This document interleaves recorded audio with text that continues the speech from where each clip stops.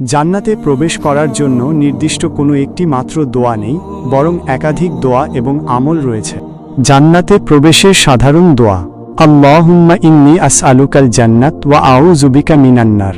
অর্থ, হে আল্লাহ, আমি আপনার কাছে জান্নাত প্রার্থনা করি এবং জাহান্নাম থেকে আপনার আশ্রয় চাই। এই দোয়াটি সহিহ হাদিস দ্বারা প্রমাণিত এবং এটি জান্নাত চাওয়ার একটি সহজ ও কার্যকরী দোয়া।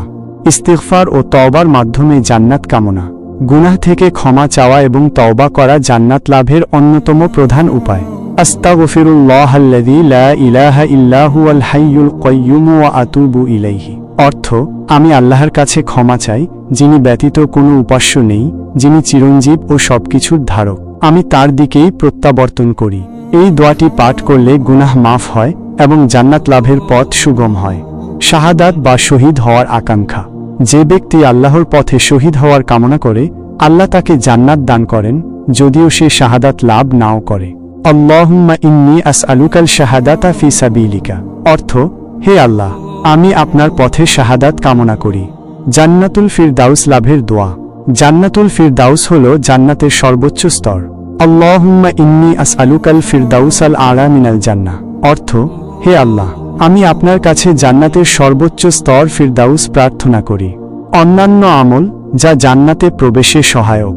দোয়ার পাশাপাশি কিছু আমলও জান্নাতে প্রবেশে অত্যন্ত সহায়ক।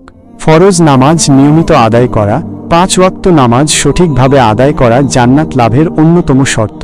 কুরআন তেলাওয়াত ও আমল, নিয়মিত কুরআন পড়া ও তার নির্দেশ অনুযায়ী জীবন পরিচালনা করা।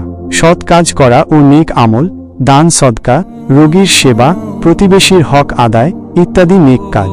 শিরক থেকে বিরত থাকা, আল্লাহর সাথে কাউকে শরিক না করা।